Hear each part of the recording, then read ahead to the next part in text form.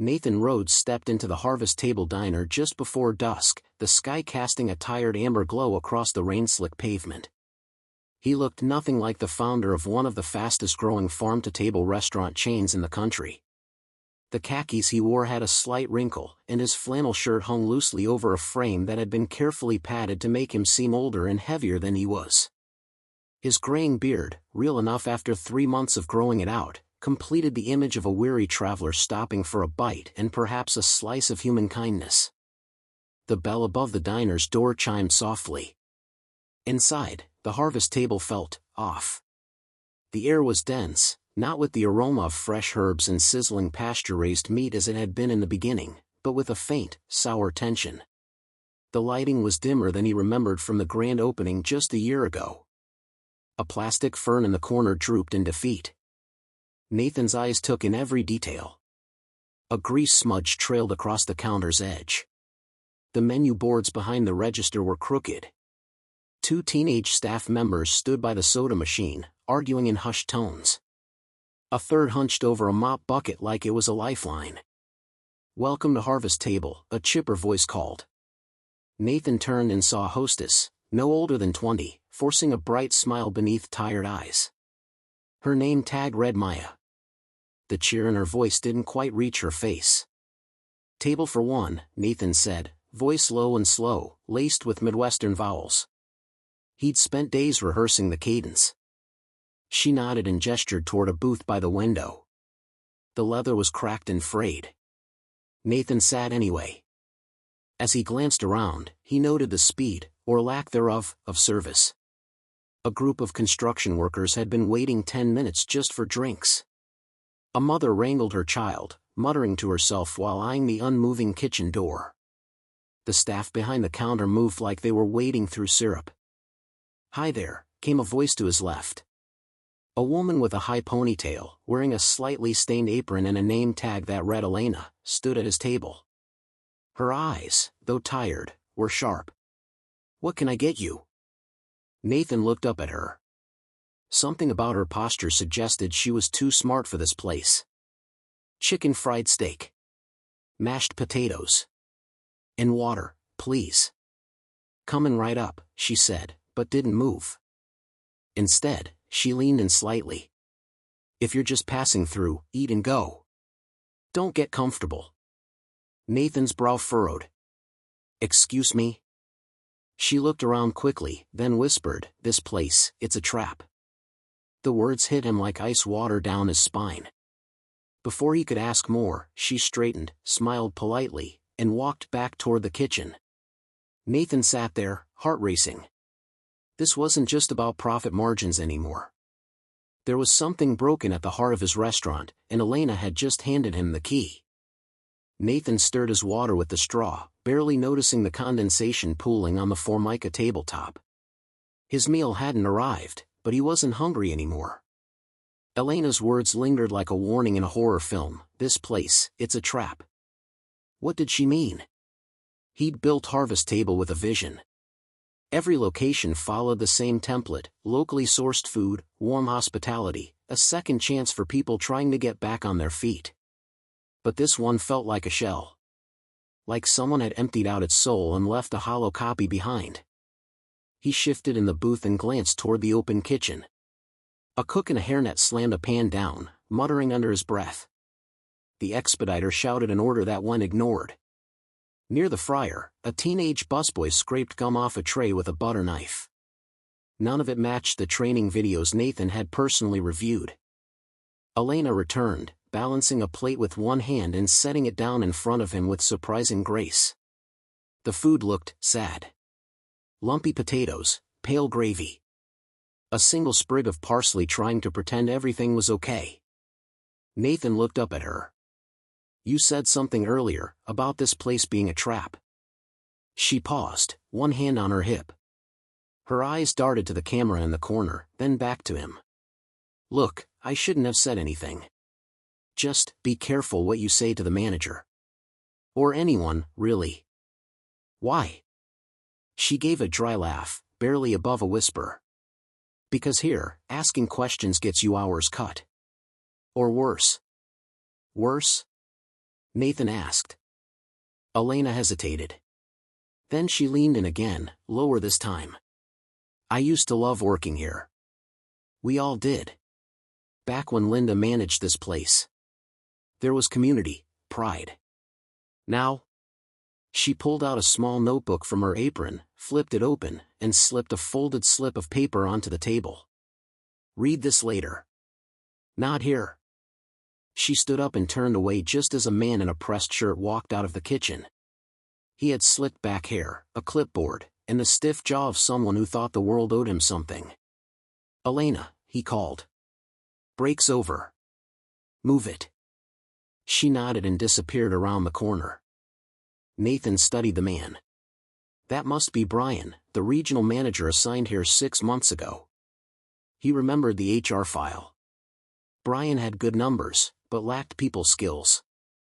Now, Nathan could see why employee turnover had spiked the moment Brian arrived. As the man strutted past Nathan's booth, he gave a quick glance at the plate and sniffed. Enjoying your food? Nathan nodded, polite. Just got it. The man didn't smile. He just moved on, clipboard tapping against his thigh like a weapon. Nathan unfolded the note under the table. It was written in neat handwriting.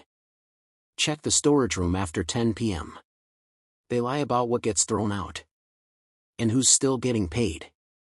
He stared at the words, heart thumping. There was a sickness in this place. Not just mismanagement, but something deeper, something systemic.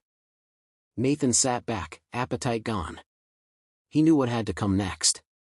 He'd eat, smile, pay, and disappear. But he'd return that night, alone, and not as a traveler. He would come back as the man who built this brand from the ground up. And he was about to tear this place apart. By 10:03 p.m., the parking lot of Harvest Table was mostly empty.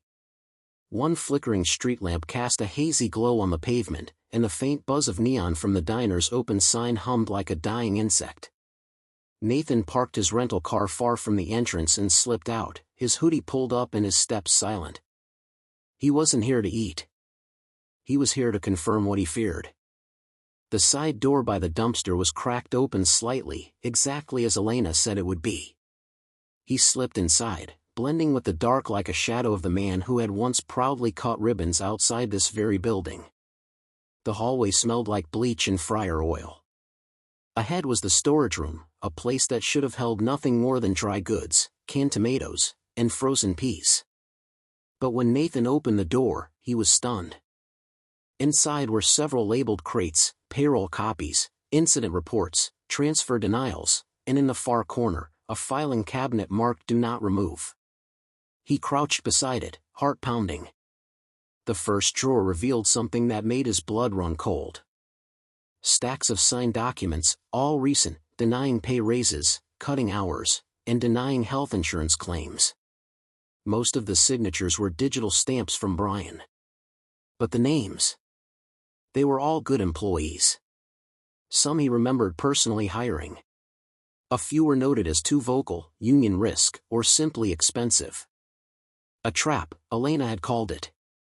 And now Nathan saw it wasn't just the culture, it was deliberate sabotage. A machine designed to grind down the very people he had built this company to support. Footsteps echoed behind him. Nathan froze. Elena, he whispered. A flashlight beam cut across the room. Not Elena. Brian. I had a feeling someone was sniffing around, Brian said, stepping into the light. But I didn't think it'd be you. Nathan slowly stood. You knew? Brian chuckled. Please. You think I don't monitor the cameras? A random guy taking notes, asking questions, making Elena nervous? You're either a reporter or someone higher up. Nathan pulled back his hood. I'm higher up. Brian's smirk fell. I'm Nathan Rhodes. Founder. CEO. The man whose name is on the lease of every Harvest Table in this state. Silence. Brian's mouth opened, then closed again. I didn't know. Save it. Nathan's voice was steady, but thunder cracked behind his words. I created this company to give people a chance. A second home. And you turned it into a prison. You abused your team. You falsified documents. You poisoned the roots of everything we stand for. Brian took a step back. It's not what it looks like. It's exactly what it looks like. Nathan pulled out his phone, recording everything. Consider this your resignation. Effective immediately. Brian lunged forward, maybe out of desperation or ego, but Nathan didn't flinch. Security, already tipped off, rushed in through the back, grabbing Brian by both arms. Elena appeared behind them, her face pale with shock. Nathan turned to her. We're not finished fixing this place yet. But tonight, it begins. The next morning, the sun rose slowly over the city skyline, casting a soft golden hue over the brick facade of Harvest Table. The restaurant was closed for maintenance according to the handwritten sign on the front door, but inside, everything was being torn down and rebuilt, not with hammers or nails, but with truth. Nathan stood in the center of the dining area, sleeves rolled up, tie gone, a clipboard in one hand and a list of names in the other. First order of business, he announced to a small group of shocked and silent employees who had gathered in the booths, transparency. Elena stood near the coffee counter, arms crossed, watching him with a mix of hope and skepticism. A line cook raised his hand. What about Brian? Fired. Investigated. And every single decision he's made in the last 6 months is under internal audit, Nathan replied. Murmurs echoed around the room. Someone clapped softly. Another nodded. Nathan continued, his tone softening. This place was never meant to be a burden. It was supposed to be a community. A table where everyone had a seat. A young dishwasher, barely out of high school, raised his hand nervously. You're really the owner? Nathan chuckled. Yeah. Surprised me too when I had to sneak in just to get the truth. Laughter broke out, tentative but genuine. He turned back to Elena. You said this place felt like a trap. You were right. And I want your help to make sure it never feels that way again. Her eyes widened. You want me to help run the place? No.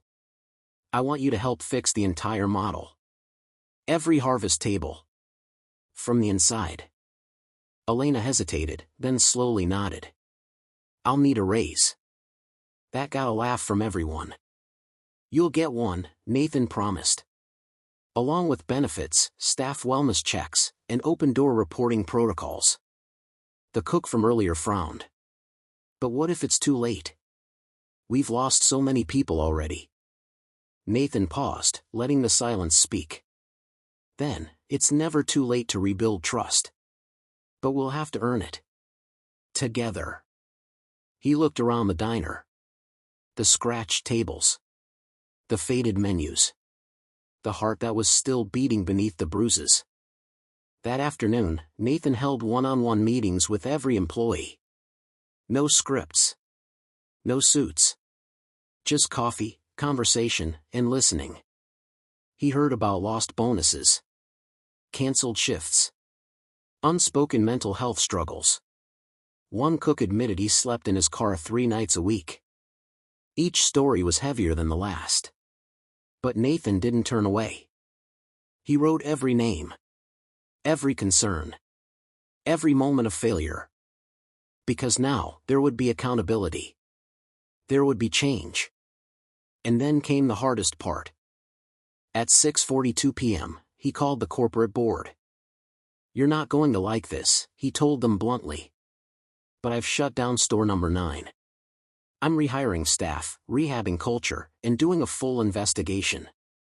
Anyone who has a problem with that can submit their resignation before the week's out. A beat. Then another voice on the line. Nathan, are you out of your mind? No, he replied. For the first time in a long while. I'm not. And with that, Nathan Rhodes did what CEOs rarely do. He started over. Not with spreadsheets or slogans. But with humanity. By the end of the week, Harvest Table didn't look any different on the outside. Same chipped bricks. Same flickering neon sign.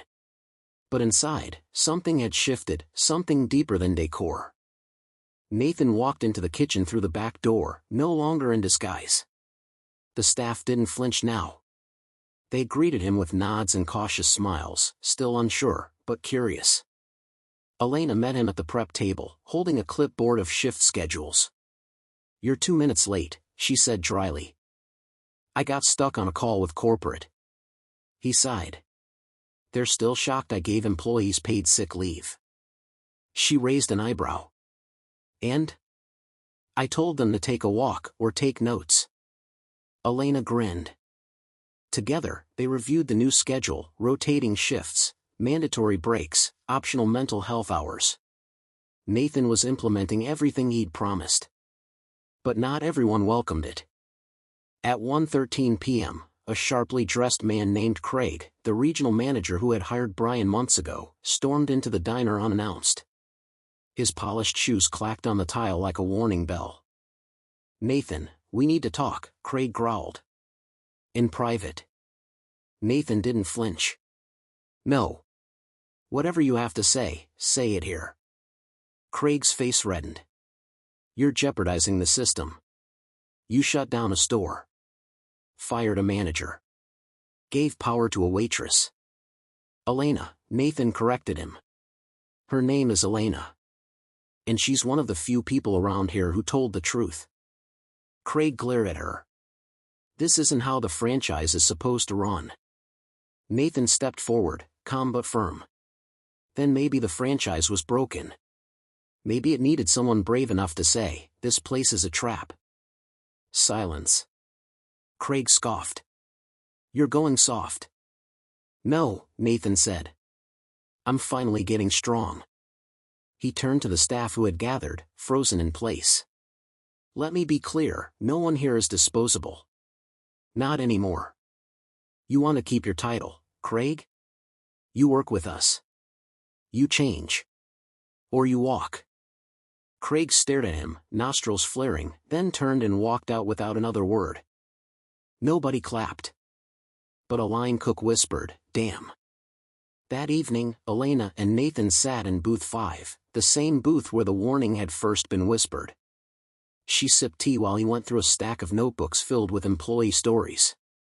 "You really writing a report on all this?" she asked. "No," Nathan replied, flipping a page. "I'm writing a new handbook." She smiled, then looked out the window where dusk was settling over the city. "I used to hate this place," she said quietly. "Every time I walked in, it felt like I was walking into a trapdoor." Nathan closed the notebook. "And now?" Elena hesitated. "Then, now it feels like a door finally opened." Outside, the neon sign flickered again, but this time, it buzzed steady, glowing brighter than before. The trap had become a table again. The news spread like syrup across the industry, slow at first, then sticky and impossible to ignore. Nathan didn't expect praise. What he got instead were questions. Lots of them. Why would a CEO waste time scrubbing dishes in a small-town diner? Why let go of a profitable manager just because of a few complaints? What makes one waitress's opinion worth flipping a whole system? He ignored them all. Nathan wasn't trying to be a hero. He was just done being a ghost. Meanwhile, back at the diner, Elena was learning what leadership felt like. "I need to know how to manage people, not just survive them," she said, standing in front of her crew one morning, hands shaking slightly. "This isn't just a job. It's ours now. And if we want it to be better, we have to show up for each other." They didn't all nod. But they didn't walk away either. 2 weeks into Nathan's reforms, the kitchen ran smoother. Orders were late less often. Even the grumpy line cook, Mason, stopped muttering insults under his breath. It wasn't perfect, but it was progress. Then came the inspection. Corporate had sent in a team to audit Harvest Table. Nathan could have shut it down. He had that power. But instead, he let them come. 3 executives in stiff suits sat in a booth, notepads out, eyes sharp. Elena served them herself. "Water with lemon," she said, smiling. They didn't respond. Just wrote notes. After the meal, the lead auditor pulled Nathan aside. "You're making a mistake," she said coldly. "Changing a culture this way is risky. It won't scale." "Good," Nathan replied. "Not everything is meant to be scaled. Some things are meant to be saved." The woman raised an eyebrow. "Is that what this is? A rescue mission?" Nathan looked out across the diner. A dishwasher laughed loudly from the back. A customer hugged a waitress who remembered her late husband's favorite dish. Someone had started playing soft jazz over the speaker again. "Yeah," he said. "I guess it is." When the auditors left, Elena approached him cautiously. "So? They're not happy," Nathan said. Her face fell. "But they're not in charge anymore," he added. She blinked. "Wait, what?" "I told the board I'm restructuring. The franchise model's on pause. I'm starting over, with this place as the blueprint." Silence. Then Elena whispered, "You're out of your mind." Nathan smiled. "A little." She burst out laughing. So did Mason, from behind the counter. "You're lucky we're too tired to quit," Mason said gruffly. Nathan nodded. "I'm lucky you're still here at all." The first snow came early. It dusted the windows of Harvest Table like powdered sugar, clinging to the edges of the glass. Inside, the warmth of the diner felt more than just physical. It was emotional, a sense of coming alive again. Nathan sat at a corner booth with a mug of black coffee, not in disguise, not hiding. For the first time in years, he wasn't there to observe. He was just present. Elena walked by carrying 2 plates stacked high with waffles and bacon, then circled back to sit across from him. "You know," she said, brushing her bangs back, "I used to hate this place." Nathan raised an eyebrow. "I mean, I loved the people, the customers, but every shift felt like walking into a cage. And the worst part was thinking it was normal. Like it was my fault for not being tougher." He said nothing, just listened. "But now," she continued, "it feels like something cracked open. Like air got in. Light." Nathan stared into his coffee. "It was never supposed to be a trap." "But it was," she said softly. "For a lot of us." He looked up. "And now?" She smiled. "Now it feels like home." That word, home, hit Nathan harder than he expected. Because he hadn't felt at home in years. Not in any of his high-rise offices. Not in the executive suites or on private flights. It had taken a rundown diner with burnt coffee pots and honest conversations to remind him of why he ever started in the restaurant business. It wasn't the numbers. It wasn't expansion. It was connection. Meanwhile, changes were spreading beyond Harvest Table. News of Nathan's decision to halt franchising and rebuild from the heart became a talking point in business media. Some called him a fool. Others, a visionary. But to Nathan, it wasn't about legacy anymore. It was about people. He started touring other locations, quietly, without suits or scripts. Not undercover this time, but not as a CEO either. He went as a learner. And everywhere he went, he asked the same 2 questions. "What's broken here? How can I help fix it?" Sometimes the answers were brutal. Sometimes, beautiful.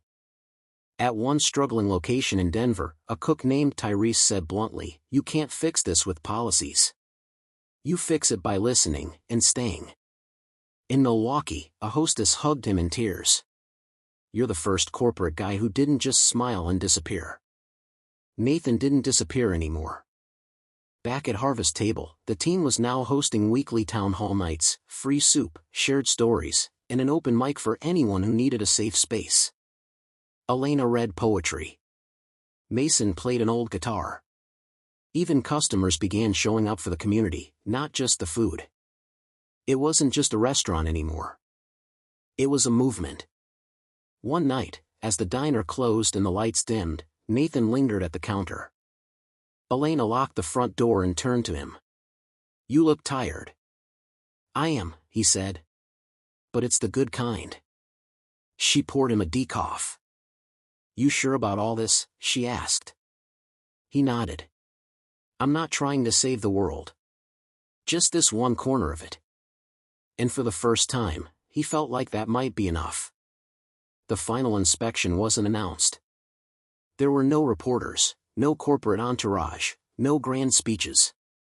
Just Nathan Rhodes walking into the original harvest table on a crisp spring morning, the sun filtering through clean windows that once wore the grime of neglect.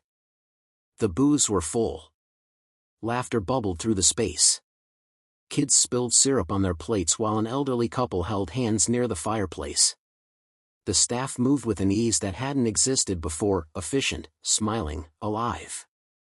Elena spotted him the moment he stepped in. "No clipboard today," she teased, flipping her order pad shut. "No clipboard," Nathan replied. "Just a craving for pancakes." She grinned and waved him toward his usual booth. As he sat down, Nathan noticed something different. Not in the diner itself, but in the way people looked at one another. There was trust in the air now, not fear. A sense of ownership, not surveillance. The staff hadn't just survived the storm, they'd rebuilt the roof. Mason slid into the seat across from Nathan. "Got a second?" "Always." Mason pulled out a folder, not a complaint list, not a report. Inside were sketches, floor plans, and notes. "Elena and I have an idea for a community outreach space. Same building, next door. Weekend food drives, free tutoring for kids, maybe even job training workshops. We want to call it Harvest Roots." Nathan took a long breath. "And you want?" "We want to run it. Ourselves." Nathan looked up, a slow smile forming. "You're not asking for permission.